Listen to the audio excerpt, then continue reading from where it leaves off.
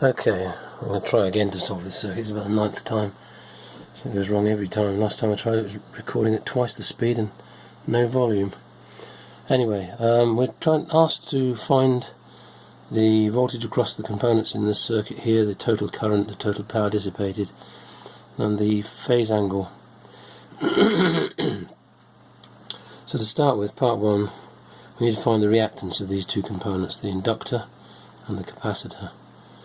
The reactance XL of an inductor is equal to 2 pi FL, which in this case is equal to 2 times pi times 50 Hertz times 0.15 henries, and that comes out at 47.12. I may round a bit more yet on that, of course that's in ohms. And then the reactance of the capacitor XC is equal to 1 divided by 2 pi FC. And I'm going to start with the capacitor of this end first because it takes up so much space. 100 times 10 to the minus 6 times the frequency of 50 times 2 times pi. Sometimes I use brackets, sometimes I don't. And of course that's the reciprocal of that, so 1 over. And that comes out at 31.83. I'm going to call that, yes, 31.83 will do.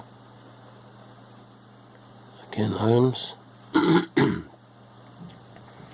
Right, so what we need to do now is create ourselves a little impedance triangle, because we want to see what is the overall impedance of this.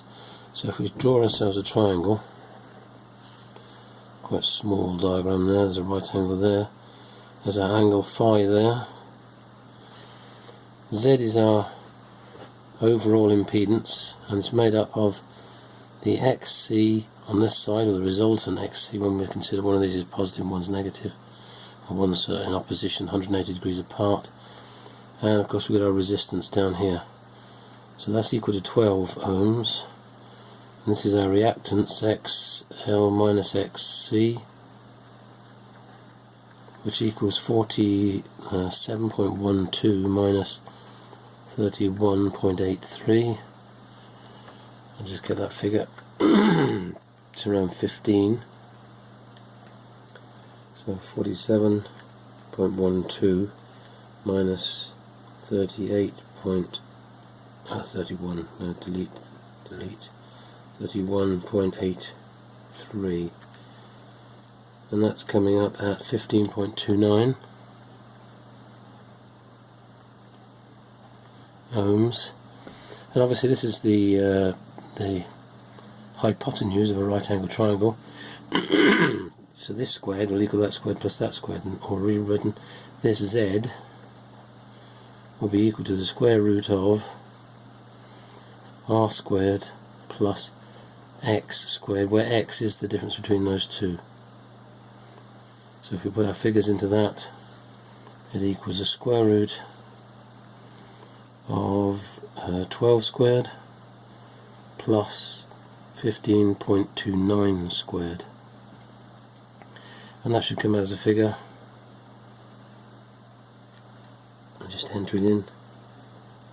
Square root of 12x squared plus 5.29x squared equals, and that's coming up as 19.44. 19.44 ohms. That's the overall impedance. Z is equal to that. Right, what we need to do now is have a look at the voltages across the various components. For that we need to know the current, this I up here, and to find that we need to know I equals V over R. Let's start here. Equals V over R in Ohm's law. Well, we can use any of the impedances for this. We're going to use Z. I equals V over Z, which equals 100 volts divided by a 19.44 ohms. Just looking to see where we are on the page, so I need to move things up a little bit, make some more space, and that's coming out at 5.14 amps. Then to find the voltage across each component, remember V equals I times R, but again we can use the reactances to find the voltage across the reactive components. So the V, first of all, for the resistor, VR, is equal to 5.14, that's the current, times 12 ohms of resistance. And that's coming out at 12 times 5.14 equals 61.68 volts. That's what's across the resistor. The VL, that's the voltage across the inductor, is equal to 5.14 times its reactance was 241.58, was it? No, it's not, that's after the calculations done. 47.12, and that comes out at about 241.58. There's some rounding going on, so we're going to lose a little bit of accuracy. That's a voltage. And VC is equal to 5.14 times 31.83, and that's coming out at 163.6 volts. And I made that calculation earlier. I haven't kept the extra decimal place of accuracy, but it'll do like that. So you can see these don't add up to the 100 volts because some are in opposition. There's a difference between these. If I take away the 24 volt, there's something wrong there. I've made a mistake. That's 241. Missed out the one. Let me just as well. I've got an erasable pen. 241.58. I make so many mistakes. I find these erasable pens essential. Okay. Now, having that much information, I'm just going to transfer into the bottom of another sheet of paper rather than tear the whole thing off. Just see where it comes up.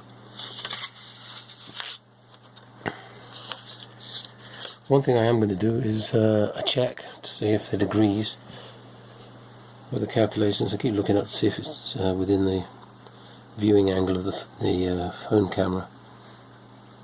What I can do is I can just check that my calculations work back again. If I was to take in the square root of VR squared plus VL minus VC squared, that should give me VS supply, which should come out about 100 volts. So that's the square root of the voltage across, let's just try and get these values, 62, buried, to calculate them again if I want to, 61.73, and I have done one of these calculations earlier and rounded them slightly different, so just bear with any changes in rounding. 61.23 volts, 73 volts, there we go, squared, plus the square root of 241.58 minus 163.6, square that and take the root over it all, so that should come out at something around about 100. So I'm just going to put it into the calculator. Root 61.73 x squared plus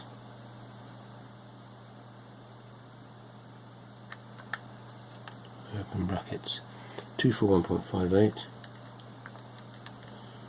minus 163.6 close brackets x squared equals, and it's got 99.46.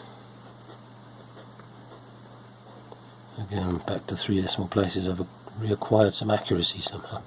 It'll do 99.5, I suppose I could have said, or 99.5 volts which is very close, approximately equal to the 100 volts VS. Just making sure I'm not going off the screen on this because the camera's way up above where I can see normally. Okay, so we want to find out how this phi up here, the angle. Well, to find phi, I'm going to use tan to the -1 of the opposite over the adjacent. If we look in our triangle, we've got an opposite 47 minus 32 approximately. Lost the accuracy somewhere on the previous page, but when we subtract the 163.6 from the 241.58, we get approximately the same as 40. No, I'm doing the voltages here. I better put them in. 241.58 minus 163.6 equals, and that gives me 77. That can't be right. I don't have to, I'll just disregard that. 77.98 volts resolved there. The voltage across the resistors in the adjacent, that's because the voltage in the resistor is in phase with the current, so it's drawn along the reference. Current reference, remember, is along this line here. So our resistor voltage was 61.73. That's our VR. So if we do tan to the -1 of 77.98 divided by 61.73, we'll get the ratio of opposite to adjacent. We could do it with the voltage, we could do it with the reactances. They'll have the same relationship, the angle will be the same whichever we're looking at. So let me just do tan to the -1, shift tan, open brackets, 77.98 divided by 61.73, close brackets, equals, and I'm coming up with 51.6 degrees. That's the phi. That's the angle that's in this here. 51.6 degrees. If I want to find the power dissipated in the circuit, I can use two formulas I can think of here. One is I squared R, knowing that the power is only dissipated by the resistor. The other reactive components don't dissipate any power. They may store it for a moment but then discharge it again to the other component. So I squared R, that's 5.14 squared times 12, and I thought I had a calculation of that somewhere. I don't seem to have one to hand, so let's just do that. 5.14 x squared times 12 equals 317 watts. Or I could possibly do it by doing VI cos phi. That would be equal to 100 times 5.14 times the cosine of 51.6 degrees. So I put on the calculator 100 times 5.14 times the cos of 51.6 degrees equals 319 watts. Well, they're fairly close to each other. The only reason they're not exactly the same is because we've done rounding. We've got various rounding figures in this. They're quite close to just be a 2 out in a figure of 319. That's quite small. Obviously, if we're doing this in anger for a serious and real situation, we would keep more accuracy and do this to a much more accurate degree, but in this instance we're just looking to learn how the process is done. I think that's the last of the questions. See if I can find the questions in here. Yes, we've calculated all the answers there.